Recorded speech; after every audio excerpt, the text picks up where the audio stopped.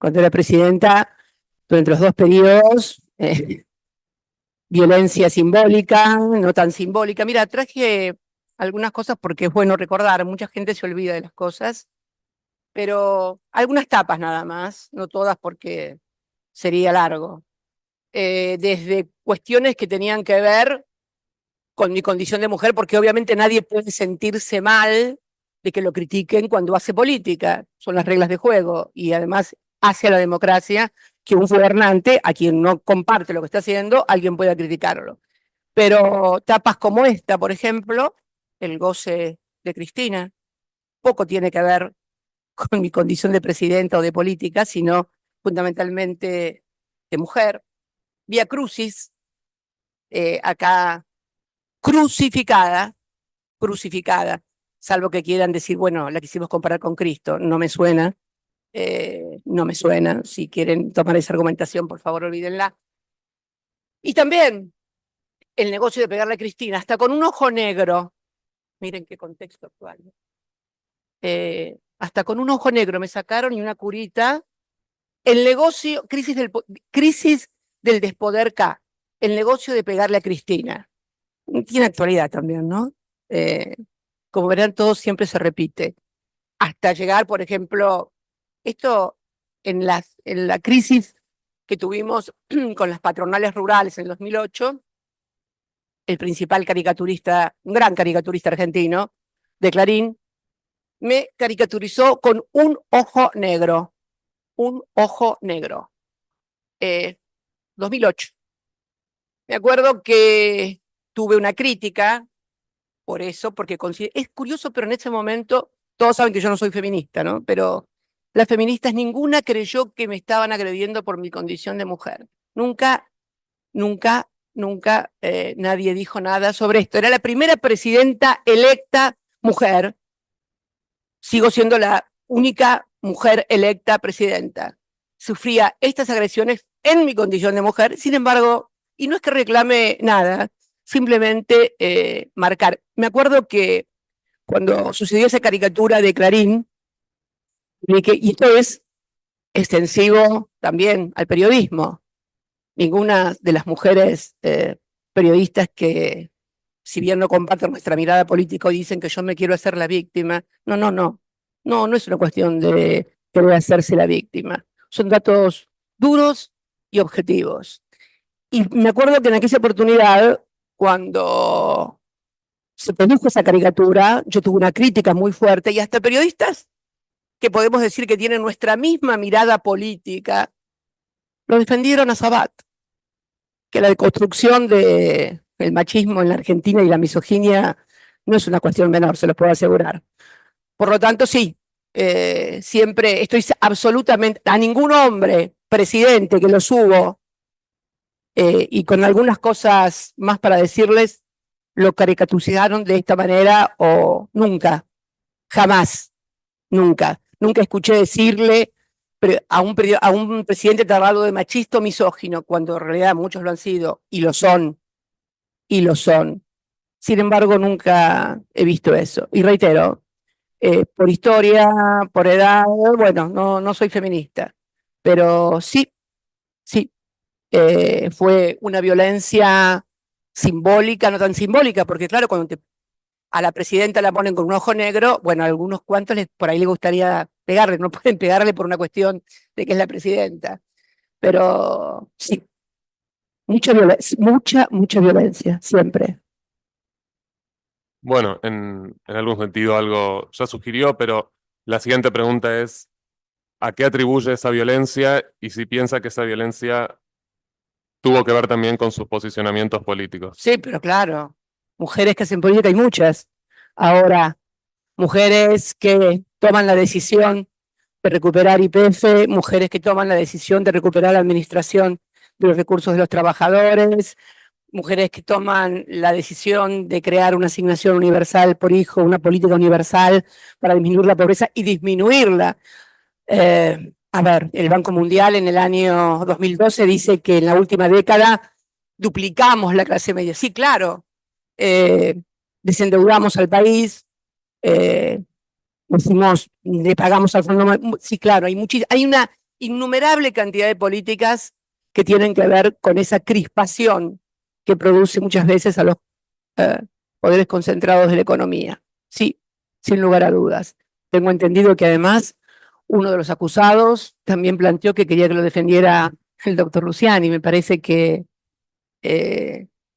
las propias actitudes de quienes participaron en el atentado, los autores materiales también quiero decirlo, ¿no? Sería muy ingenuo de parte mía considerar que las 3 personas que están sentadas ahí fueron las que idearon esto. Sin lugar a dudas, son solamente los materiales, y sí, no tengo ninguna duda que fue el desencadenante, que culminó, bueno, de hecho, después me entero que también uno de los acusados había pedido a un dirigente de extrema derecha que había participado en las marchas de la pandemia junto a otros dirigentes políticos de la derecha que actualmente forman parte del gobierno, desde la presidencia, pasando por la ministra de Seguridad, habían pedido que él les designara un abogado. Y después esa persona, Carro, lo voy a decir con nombre y apellido, fue identificada viajando a Perú con el jefe de gabinete de Gerardo Milman, el diputado Gerardo Milman, cuando era secretario de Seguridad de la entonces ministra, primera etapa macrista seguridad, segunda etapa ahora. Sí, claro, todo tiene que ver con todo. Imagínense la inversa. Imagínense que el atentado hubiera sido contra Mauricio Macri o contra algún sector de la derecha y resulta que aparece un diputado de la Cámpora diciendo lo vamos a matar, aparece un dirigente que estaba manifestando con él, luego también pidiendo los acusados que sean sus abogados, pero solamente en la hipérbole argentina, como digo yo, puede suceder lo que está sucediendo, que cuando entra mi persona a un rol de acusada o de víctima, se le queman a todos los códigos penales, todos los códigos de procedimiento y hasta la Constitución, y van por todo. No tengo ninguna duda, pero ninguna duda. Mire, la llevo un poquito antes del episodio, ¿no? ¿Usted recuerda que se instalaron vallas alrededor del domicilio de la calle Juncal? Sí. La pregunta es porque usted hizo referencia al pasar a un poco de la posición decorativa de la policía de la Ciudad de Buenos Aires en la... Decorativa en cuanto se trataba de controlar a los que me agredían. Muy agresivos con respecto a los que venían a apoyarme. Continúe, por favor. Era eso lo que le iba a preguntar. Bien. La segunda cuestión es, en esa previa, ¿algún familiar suyo o gente de su conocimiento vinculada a la política fue agredida por la policía de la Sí, ciudad? claro, mi hijo. Máximo que no le permitían, no le permitían llegar a casa, además de ser insultado, fue agredido, llegó a casa, yo le saqué una foto cuando llegó a casa, me impidió y la quería difundir, todavía la tengo, me impidió, él me prohibió que la difundiera, porque bueno, una foto de él, si él me dice no la difundas, no la difundo, pero llegó con toda la cara, producto de los gases, colorada, como tremendo, tremendo, más allá de los insultos que después tomaron estado público porque alguien los grabó o se tomó conocimiento público sobre la comunicación que tiene la policía entre sí, pero sí, la policía con los peronistas, kirchneristas o como quieran llamarlo, de la ciudad, muy agresivos y muy permisivos, casi cuidadosos y protegiendo a los que venían a insultar o agraviar a la puerta de casa. Esto es así, aparte hay testimonios, pruebas gráficas, no solamente eso, sino que me hicieron tareas de inteligencia también. Cuando estaban los manifestantes, que después de ese 22 de agosto la gente no dejaba de venir a casa y cada vez venían más, hacían tareas de inteligencia, la policía de la Ciudad de Buenos Aires también está comprobado. Sí, sí. Una observación con respecto al tema. Bueno, usted tiene una amplia trayectoria como legisladora, ¿no? Después como presidente, bueno, Figueroa del Córdoba le falta ser juez. Pero, Dios me libre, Dios me libre. bueno, claro. Tampoco es tan grave, doctora. Perdone, doctora, tiene razón. No puedo generalizar, tiene razón, discúlpeme. Pero convengamos que los que me han tocado, Dios mío. Dios mío.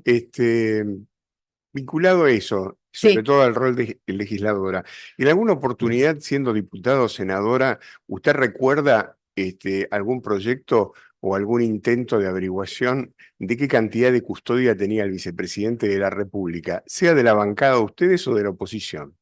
Sí, claro. Sí, sí, sí.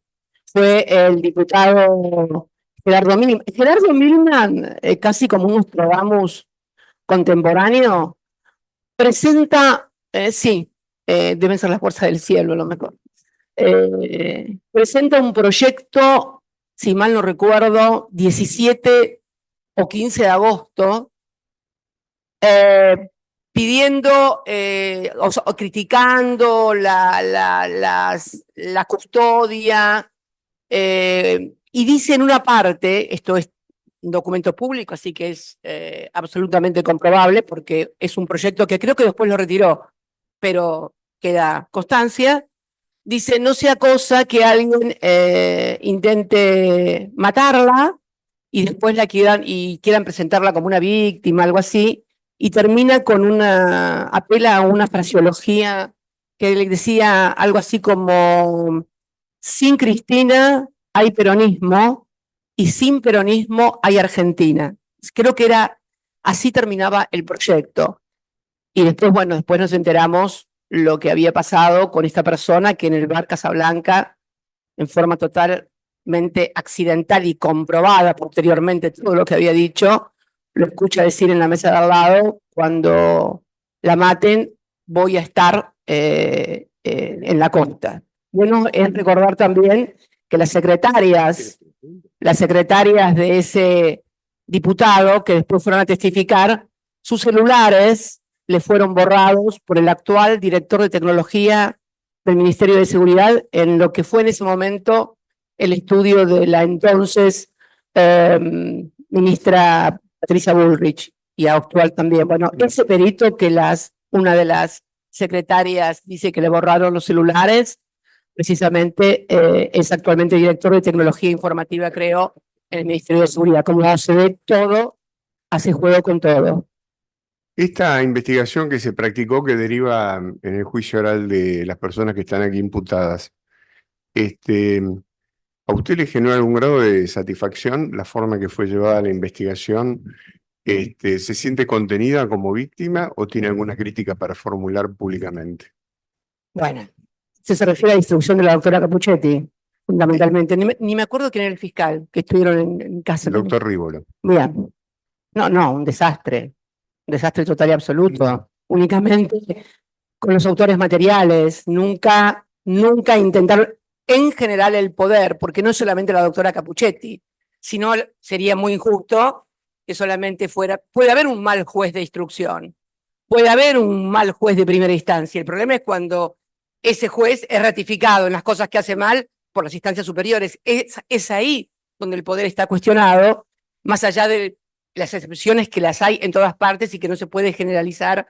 Pero lo cierto es que la unificación que se quiso hacer de la causa de Revolución Federal con la causa de atentado fue rechazada pese a que se la pedía el magistrado que la llevaba en instrucción, fue rechazada por la doctora Capuchetti y la decisión de la doctora Capuchetti fue ratificada por la Cámara Penal, con lo cual no es solamente la doctora Capuchetti, es el partido judicial. Sí, vamos a decirlo porque creo que este es el principal, y creo que es uno de los principales problemas también que hoy tiene la sociedad en cuanto a un poder que claramente nadie, absolutamente nadie, ve que cumpla el rol que tiene que cumplir, que es el de administrar justicia en forma imparcial. Eso es lo que pasó.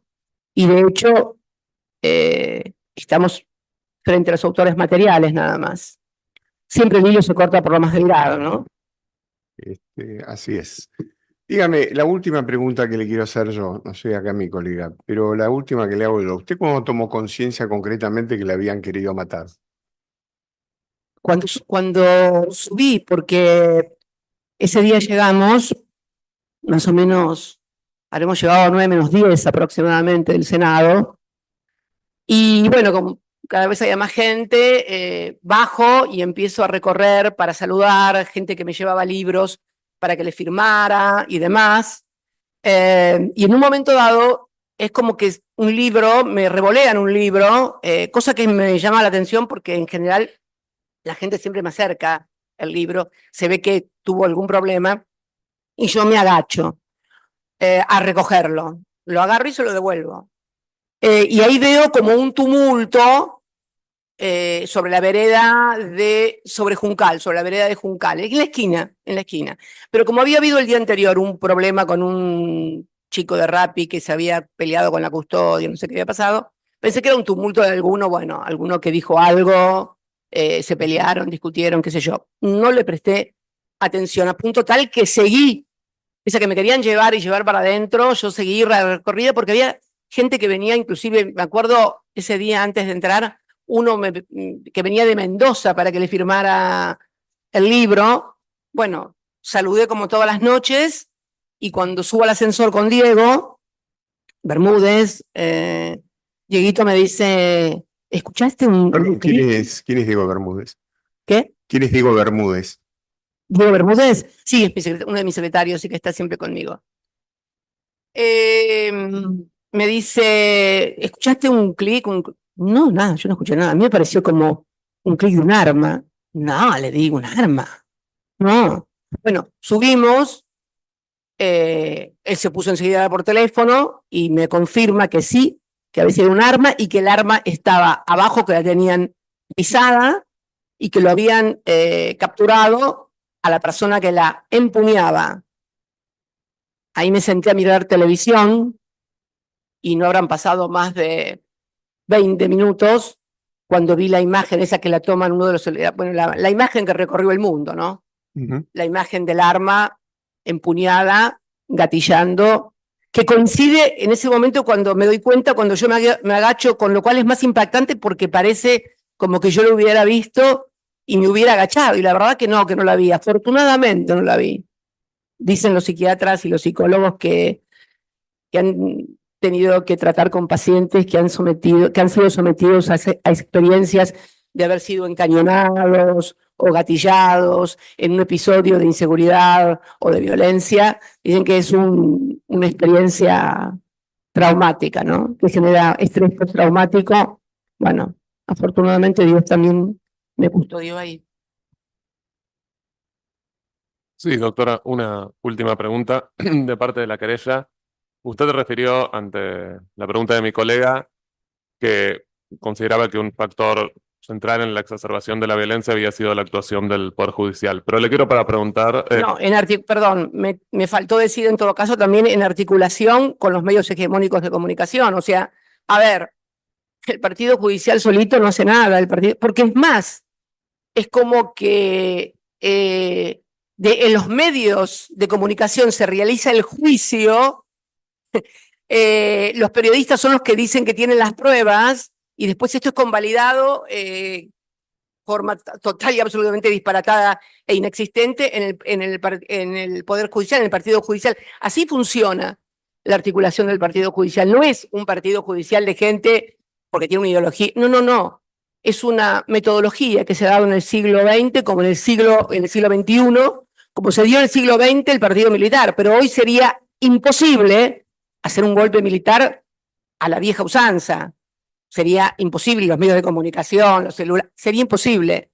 Se cambió la metodología y se pasó a un exterminio. Ya no es necesario en épocas de odio, en épocas de redes, en épocas de absoluta hegemonía de la comunicación. Ya no es necesario desaparecer ni matar físicamente a nadie, aunque bueno, en algún caso parece que sí, que ni siquiera como han intentado matarme de 1000 veces y no lo han logrado, bueno, la intentaron de una forma más efectiva. Pero es cierto que si no hay una articulación con los medios hegemónicos de comunicación, que son la otra gran pata, y por supuesto lo que digita esto, medios de comunicación, no sacamos los tontos, medios de comunicación y Poder Judicial, es arriba el poder económico concentrado. Si uno mira quiénes van a ser los beneficiarios del RIGI hoy en la Argentina, son los mismos, pero los mismos con nombre y apellido, o sus hijos, porque ellos se murieron, en los que van a ser lo que se llevaron de capital fijo En los 90 se lo van a llevar de recursos no renovables ahora. Todo eso requiere un andamiaje donde los que nos oponemos a esa entrega no se eliminen de la manera a que dé lugar. Con un tiro, con una sentencia. No quiero recordar aquel famoso título de Clarín, que es ejemplificativo de lo que estoy diciendo. El tiro no salió, pero la sentencia o el fallo sí va a salir. Pero es increíble la claridad, la transparencia con la cual expresan lo que hacen. Y por supuesto, una sociedad que, bueno, tiene demasiados problemas, adormecida, es bastante más complejo. La pandemia tuvo que ver bastante en alterar psiquis y mentes, no fue poca cosa. Todo esto ha dado un cóctel explosivo que se ve en los discursos de odio. Cuando uno escucha hablar de dirigentes que dicen representar al argentino, que han sido votados para representar a la Argentina, diciendo las cosas que dicen en medios, evidentemente algo no funciona, ¿no? Porque en definitiva los dirigentes, más allá de que quieran criticar a la política, los dirigentes se parecen a las sociedades de la cual emergen, ¿no? Esto de creer que los dirigentes bajan de platos voladores y que tenemos una sociedad maravillosa, divina, solidaria, comprensiva y da malos dirigentes. Me permito dudar de estas cosas. Me permito dudar de estas cosas. Creo que, en definitiva, quienes gobiernan se parecen en un determinado estadio a quienes son gobernados, si no, estaríamos frente, bueno, a una anomalía demasiado evidente, ¿no? Sí, bueno, se anticipó a mi pregunta porque era justamente que otros grupos, además del Poder Judicial, consideraba que habían sido centrales en la exacerbación de esta violencia política. ¿La contesté? Sí, entiendo que la contestó, obviamente, si quiere agregar. Hacer nombres y apellidos. No. Era por eso digo que se anticipó a mi pregunta. Pero, entonces, de esta querella creo que no tenemos más preguntas por el momento. Muchas gracias, señora presidenta. Primera pregunta, me voy a lo que le contestó a la querella en relación al proyecto de ley presentado por Milman respecto de su seguridad, al que también hizo referencia su secretario Bermúdez cuando estuvo acá declarando. Y le pregunto, ¿usted a Milman lo conoce personalmente? ¿Tuvo trato con él? No. Lo conozco de mentas, como conozco a muchos dirigentes de los distintos partidos políticos.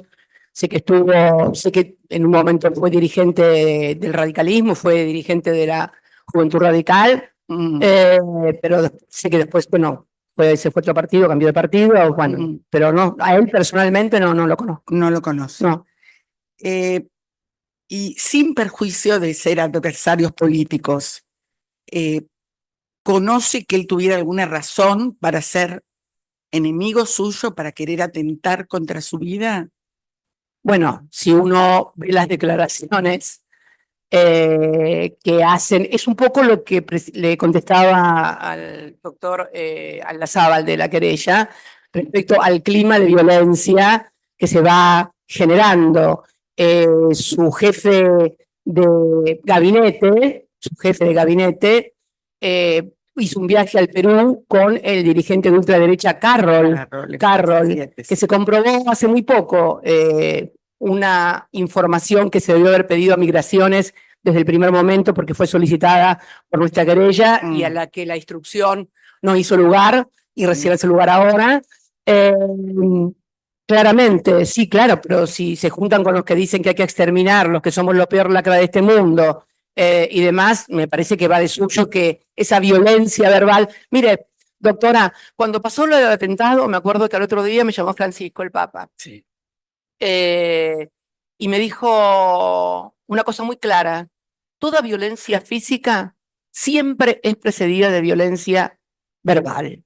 O sea, la estigmatización, el insulto, el agravio, el querer exterminar al otro, no ganarle las elecciones, exterminarlo prácticamente, que desaparezca. ¿Cómo alguien puede decir y firmar un diputado de la Nación sin Cristina hay peronismo y sin peronismo hay Argentina. Me parece que en esa frase no hace falta ser psicólogo ni psiquiatra para darse cuenta de lo que está significando. Sí, es la eliminación del adversario. Mire, sin convertirme todo el mundo sabe que soy peronista, he sido militante peronista toda mi vida, pero es una cosa que siempre ha sufrido el campo nacional y popular, el que lo quieren exterminar.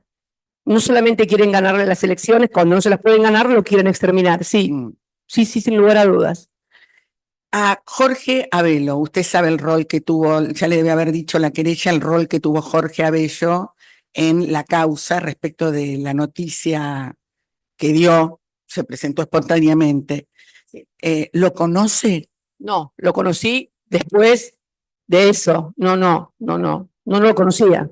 No, para Quiere nada. decir que él cuando escuchó eso en ningún momento le fue a contar, ni No. fue directamente No, pero además creo que están los registros en los teléfonos de cuándo fue que le dijo al diputado Marcos Clery, del cual era asesor, en la misma pantalla es imposible modificar fechas. No, desde ya, yo respeto Sí, de usted. no, yo me entero después, y la verdad que me causó muchísima impresión, porque no imaginaba por ese lado,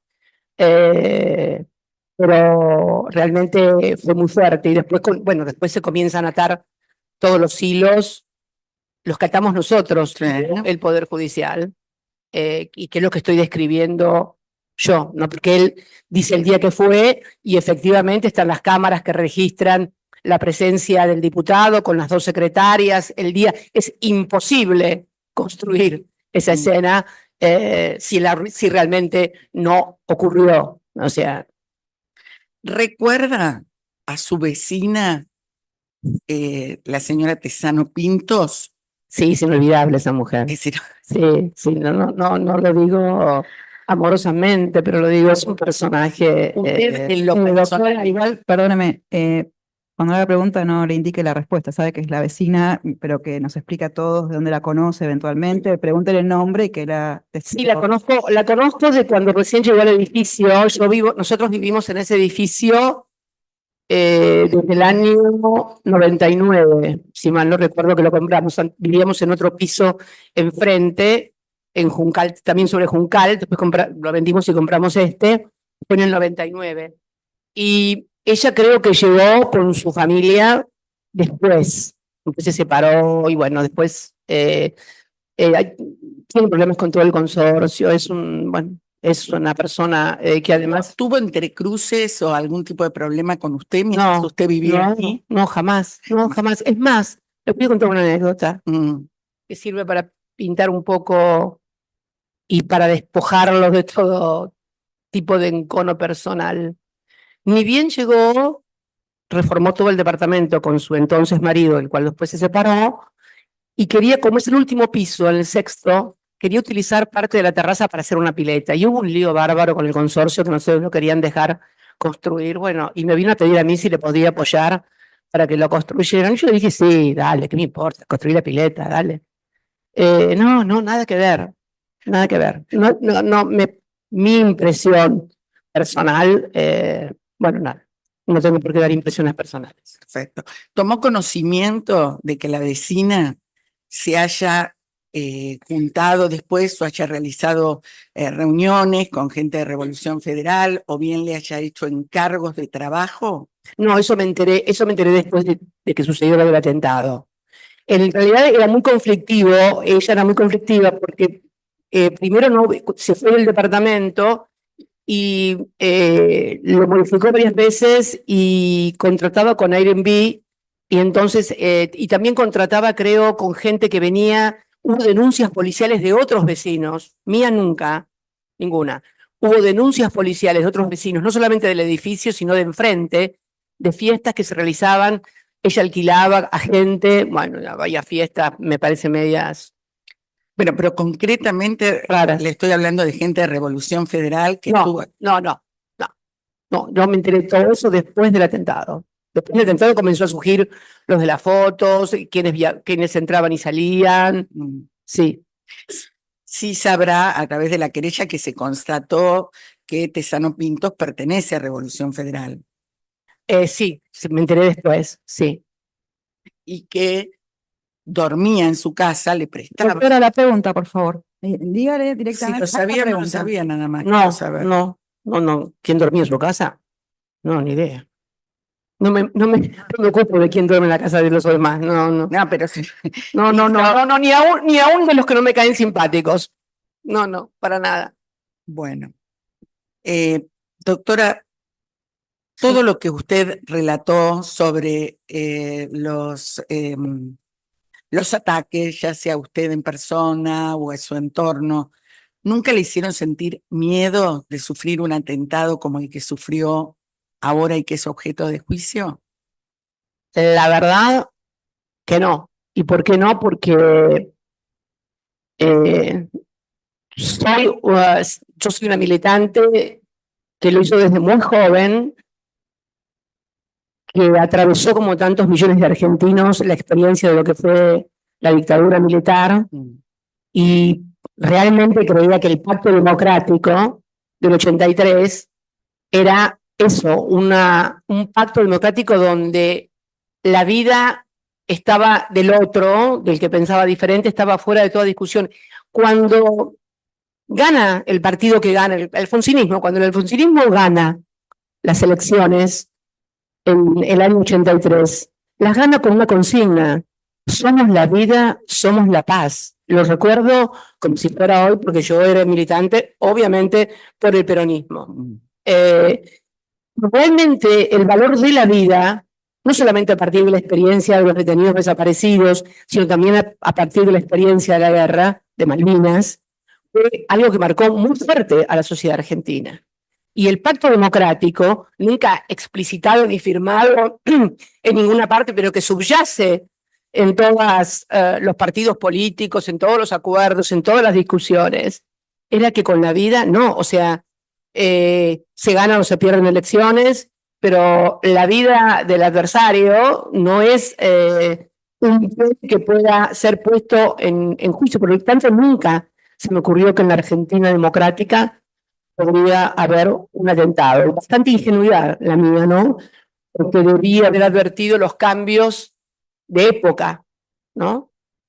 Hubo cambios también de época, fundamentalmente a partir de la irrupción de los discursos del odio, de las teorías de la conspiración que se dan en todo el mundo, no solamente aquí en Argentina, del impacto de las redes, o sea, un cúmulo de factores que aparecen con posterioridad al surgimiento de la democracia y que son una característica fundamentalmente del siglo XXI. En ese sentido, creo que sigo siendo una militante de la modernidad, ¿no? Y no una militante de la posmodernidad.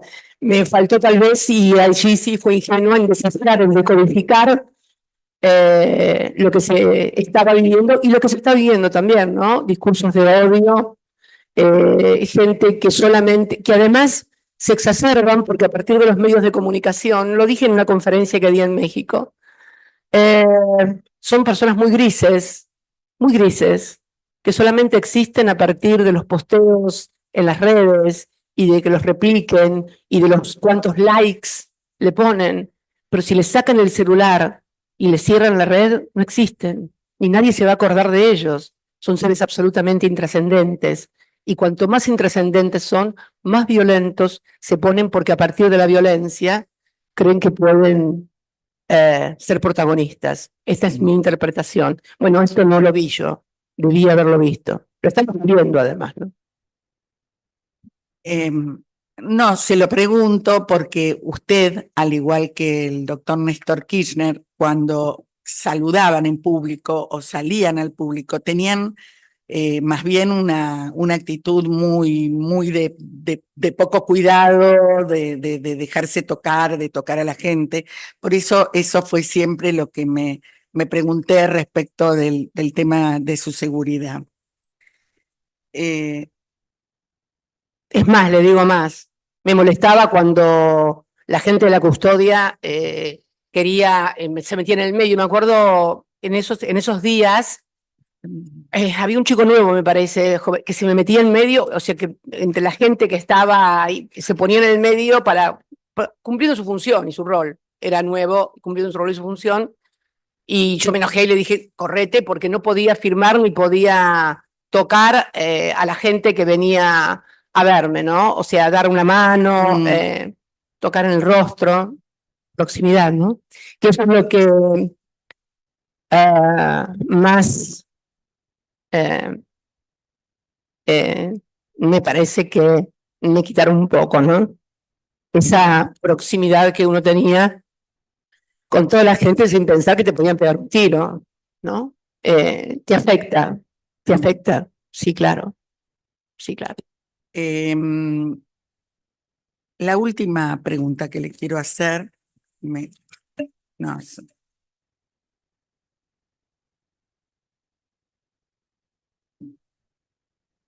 ¿Podría, como usted quiere, o hacer una pequeña sintaxis o desarrollar qué consecuencias le trajo a usted en lo personal, como mujer política, como madre, como ciudadana, este atentado? Varios. La primera, el cuidado. Primero, me fui de mi casa y me fui a la casa que vivía mi hija, un barrio un poco más amigable, Recoleta. Había algunos que me querían, pero la mayoría no me querían, ni me quiere. Bueno, es natural, es natural, es natural. Se imagina que en algún momento llegaron a pintar viva el cáncer, así que imagínense lo que pueden ser. No, no, no. Eso no me preocupa, es lo mínimo. Sí, esto de los cuidados que hay que tener y que antes no los tenía, producto de esto, la seguridad. Y también el temor de mis hijos, por mis hijos, ¿no? Mi hija y por mi hijo también. ¿Cómo fue afectada la familia? Sí, claro que fue afectada la familia. Le cuento algo que pasó esa misma noche, que yo me enteré después de un tiempo que me contó Máximo. Cuando pasó lo del padre, yo lo llamé por teléfono a él, yo estaba en Calafate con el padre y él estaba en Gallegos, y yo lo llamé para que viniera rápido porque su papá se había enfermado de vuelta, no le dije que se había muerto. Le dije que viniera rápido. Y cuando bajó en el aeropuerto de Calafate, uno de los empleados del aeropuerto le dijo, yo lo quería mucho a tu viejo. Ahí se enteró que su padre había muerto. Y cuando pasó el episodio de mi atentado, él estaba con un amigo en Parque Leloir, con el que suele comer los jueves, y lo llamaron también para decirle que había habido un problema, y él pensó desde que salió de Parque Leloir hasta que llegó a Juncal, que le habían mentido y lo habían matado, y le había quedado reflejado lo del padre. Bueno, los temores de mi hija, mi nieta, Elenita, también con tratamiento porque tenía miedo de salir de su cuarto, o sea, había que acompañarla cuando salía de su cuarto hasta el cuarto de juegos o hasta la cocina o hasta el living, porque tenía miedo. Obviamente le dimos tratamiento con un psicólogo de niños y tenía miedo a que la mataran. Sí, claro, una familia que sufre eso no tiene consecuencias, sí, claro.